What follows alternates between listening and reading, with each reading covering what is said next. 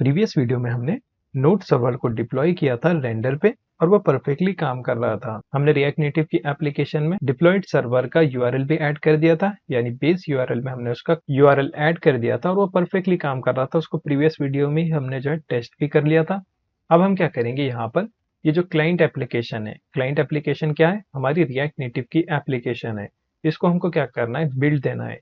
Build देने के बाद क्या होगा, एज अ एपीके फाइल हम उसको यूज कर सकते हैं। और अगर आपको एज अ आईओएस एप्लीकेशन चाहिए तो दोनों ऑप्शन आपके पास शो करता है। तो अगर आपको सिर्फ आईओएस स्पेसिफिक बनाना है तो आप आईओएस को सेलेक्ट करेंगे। हम यहाँ पर जो है एज अ एंड्रॉइड उसको देखने वाले, लेकिन दोनों ऑप्शन मैं आपको शो कर दूंगा कैसे आप जो है एज अ आईओएस एप्लीकेशन भी डाउनलोड कर सकते हैं उसको। क्योंकि हमारे पास एक्सपोर्ट नहीं है तो हम उसको टेस्ट नहीं कर सकते। उसके लिए कुछ प्रोसेस है।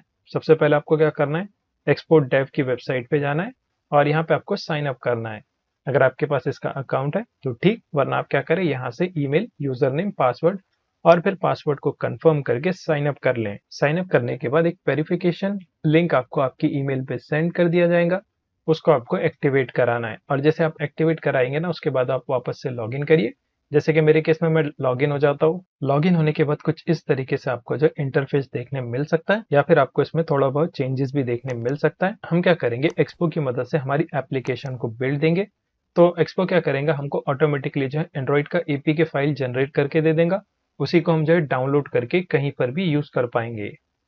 तो चलिए अब क्या करेंगे हम, सबसे पहले आप इसका डॉक्यूमेंटेशन भी देख सकते हैं। जैसे कि अगर आप गूगल में सर्च करेंगे ना, गूगल ओपन करिए, यहाँ से आप सर्च कर सकते हैं एक्सपो EAS बिल्ड, इतना लिख के आप सर्च करिए। फर्स्ट लिंक आपको मिलेगा, देखिए इस पर क्लिक करिए।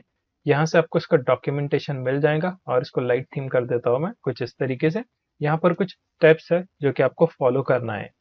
सबसे पहले आपको जो है रिएक्ट नेटिव की एप्लीकेशन को क्रिएट करना है, जो कि हमारे केस में हमने पहले ही जो है इसको क्रिएट करके रखा है। उसके बाद में सेकंड स्टेप है, एक्सपो का अकाउंट आपको क्रिएट करना है, तो वो भी हमने क्रिएट करके रखा है। तो ये दोनों स्टेप होने के बाद आपको क्या करना है, ESCLI को जो है डाउनलोड करना है ग्लोबली। तो -G का मतलब क्या होता है, ग्लोबली आपके सिस्टम में ECLI भी डाउनलोड हो जाएगा। इस कमांड को कॉपी करने के बाद आपको जो है पावर शेल को ओपन करना है। क्योंकि देखिए इसमें एडमिन प्रिविलेजेस लगते हैं, यानी एडमिन एक्सेस आपको चाहिए। एज अ एडमिनिस्ट्रेटर आप जो है कमांड प्रॉम्प्ट को रन करा सकते हैं। जैसे कि मैं यहाँ पर कमांड प्रॉम्प्ट को जो है as a run as a administrator कर देता हूँ, ताकि हम इसको एक्सेस कर पाए। और यहाँ पर ये ओपन हो रहा है। इसके बाद में देखिए आपको इस कमांड को पेस्ट कर देना है, npm install -g is CLI, थोड़ा सा बड़ा कर देता हूँ इसको, इतना लिख के आपको एंटर प्रेस करना है। तो ये पैकेज जो है आपके सिस्टम में ग्लोबली इंस्टॉल हो जाएगा। ज्यादा टाइम नहीं लेगा, फटाक से ये डाउनलोड हो जाता है। सो वेट कर इसके फिनिश होने का, और यहाँ पर ये डाउनलोड हो गया। इसके बाद में आपको क्या करना है, नीचे स्क्रॉल करना है और उसके बाद में हमको एक्सपो के अकाउंट से जो है लॉगिन करना पड़ता है। और उसके लिए कमांड है ES लॉगिन। इस कमांड को आप कॉपी करेंगे, वापस आएंगे कमांड प्रॉम्प्ट के अंदर और यहाँ पर इसको पेस्ट कर देंगे, ES लॉगिन। उसके बाद में आपको यहाँ पर अपना ईमेल आईडी ऐड करना है, तो ईमेल आईडी मैं ऐड कर देता हूँ। उसके बाद में आपको यहाँ पर पासवर्ड ऐड करना है, तो पासवर्ड मैं ऐड कर देता हूँ फटाक से और एंटर प्रेस करता हूँ। तो देखिए यहाँ से मैं लॉगिन हो जाऊंगा कुछ इस तरीके से। अगर आपको चेक करना है तो आप यहाँ पर एक कमांड आती है, मैं डॉक्यूमेंटेशन में बता देता हूँ। देखिए EAS who am I, तो ये कमांड आप जो है कॉपी पेस्ट भी कर सकते हैं। कॉपी करिए तो आपको पता चल जाएगा आप लॉगिन है या नहीं। चलते वापस कमांड प्रॉम्प्ट में, इसको पेस्ट कर लेंगे, इतना लिख के आप एंटर प्रेस करिए, तो ये आपको जो है बता देंगे। देखिए मेरा नाम शो कर रहा है यहाँ पर, तो परफेक्टली हम लॉगिन है। इसके बाद में आपको क्या करना है, वापस आना है डॉक्यूमेंटेशन में और यहाँ पर हम क्या करेंगे, बिल्ड की कॉन्फ़िगरेशन दे देंगे। सो आपको इस कमांड को भी कॉपी करना है। कॉपी करने के बाद अब हम क्या करेंगे, कमांड प्रॉम्प्ट का यूज कर लेंगे। सो इंटीग्रेटेड टर्मिनल का यूज कर लेता हूँ मैं, न्यू टर्मिनल। और हम क्या करेंगे, सबसे पहले क्लाइंट डायरेक्टरी के अंदर स्विच हो जाएंगे, CD क्लाइंट, और इसको मिनिमाइज कर देता हूँ थोड़ा सा।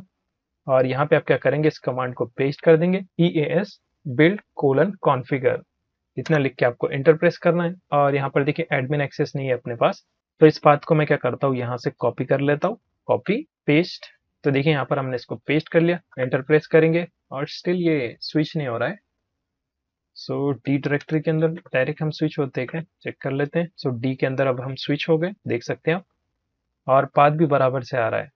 पहले शुरू जो है शो नहीं कर रहा था, देख सकते हैं। अब ये परफेक्टली इसके अंदर स्विच हो गया। अब हम क्या करेंगे, इस कमांड को वापस से पेस्ट करेंगे। कौन से कमांड को, बिल्ड कोलन कॉन्फ़िगरेशन को, इस कमांड को आपको कॉपी करना है और यहाँ पे आप क्या करेंगे, इसको पेस्ट कर देंगे, ES build colon configure। इतना लिख के आपको एंटर प्रेस करना है। तो देखिए ES प्रोजेक्ट नॉट कॉन्फ़िगर आपको कुछ इस तरीके से शो करेगा। Would you like to automatically create an ES project for, जो भी आपका प्रोजेक्ट नेम है वो शो करेगा। तो हम सिंपली यस पर क्लिक करेंगे तो ऑटोमेटिकली ये क्रिएट कर लेगा। और उसके बाद में आपसे प्लेटफॉर्म के लिए पूछता है कि किस लिए आपको जो है इस एप्लीकेशन को क्रिएट करना है। हमारे केस में हम क्या करने वाले, एंड्रॉइड स्पेसिफिक देखेंगे।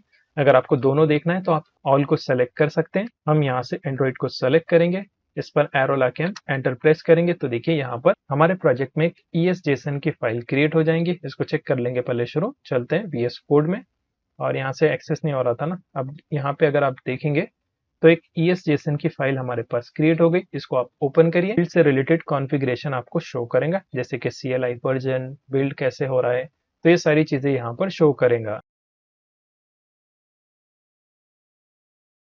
इसके बाद में आते हैं वापस डॉक्यूमेंटेशन में, और उसके बाद में हमको डायरेक्टली जो है इसको बिल्ड देना है। हम क्या करेंगे, यहाँ पर CLI की मदद से बिल्ड देंगे। तो नीचे आप स्क्रॉल करिए, उसके बाद में देखिए आपको इस तरीके से कमांड मिलती है एंड्रॉइड के लिए, और iOS के लिए जो है आपको इस तरीके से प्लेटफॉर्म की कमांड मिलती है। और अगर आप नीचे स्क्रॉल करेंगे तो देखिए दोनों के लिए, दोनों भी अगर आपको iOS और एंड्रॉइड दोनों चाहिए तो आपको इस कमांड को एग्जीक्यूट करना है। हम क्या करेंगे, यहाँ पर एज अ प्रीव्यू जो है इसको चेक करेंगे। कैसे करेंगे देखिए मैं आपको बताता हूँ।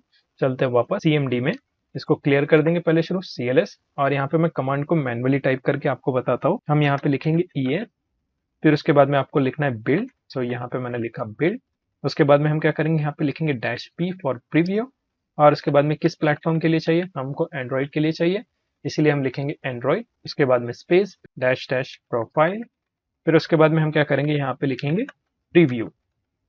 इतना लिख के आपको एंटर प्रेस करना है। तो आपकी जो भी एप्लीकेशन है देखिए वो होस्ट होना स्टार्ट हो जाएंगे। उसके बाद में देखिए आपसे कुछ आईडी के लिए पूछता है, तो यहाँ पर हम डिफॉल्ट आईडी रख लेंगे क्योंकि ये वन टाइम है। मेक श्योर यहाँ पर जो भी आप आईडी प्रोवाइड करेंगे ना, वही आपके एंड्रॉइड एप्लीकेशन की आईडी बन जाएंगे और आप इसको चेंज नहीं कर सकते।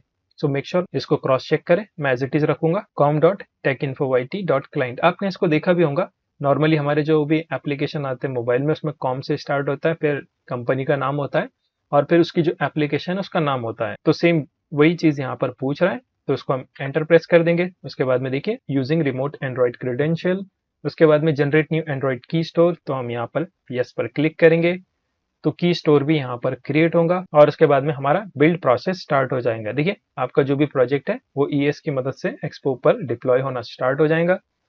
और इसको होने में थोड़ा सा टाइम भी लगता है, डिपेंड करता है, क्योंकि ये फ्री टियर है ना। हम यहाँ पर जो है फ्री वाला अकाउंट यूज कर रहे हैं, तो इसमें हमको जो है क्यू में रखता है। देख सकते हैं waiting in free tier queue. तो जैसे हमको स्लॉट असाइन होता है तो देखिए यहाँ पर बिल्ड इन प्रोग्रेस शो करता है, और बिल्ड होने में थोड़ा सा टाइम भी लगता है, 5 से 10 मिनट इसको लग जाते हैं बिल्ड होने में। और जैसे बिल्ड होगा ना तो आपको एक लिंक ये प्रोवाइड करेगा, आप इसको डाउनलोड भी कर सकते हैं। कैसे करेंगे, वेट करते हैं पहले इसके फिनिश होने का। अभी तो यहाँ पर ये प्रोग्रेस में बता रहा है, सो वेट करते हैं इसके फिनिश होने का। और फाइनली 15 मिनट के बाद में यहाँ पर कुछ इस तरीके से हमको मैसेज मिला है, install and run the Android build on emulator. So emulator में हमको नहीं चाहिए, इसीलिए मैं नो पर क्लिक करता हूँ एंड मैंने प्रेस किया।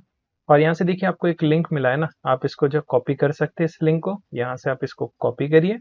कॉपी करने के बाद आएंगे वापस से ब्राउजर में, और अगर आप अकाउंट में भी जाएंगे ना और यहाँ पर इसको रिफ्रेश करेंगे तो एक एप्लीकेशन यहाँ पर शो करेगा। देख सकते हैं आप रिसेंट एक्टिविटी में, या फिर डायरेक्ट इस क्लाइंट में आप जा सकते हैं।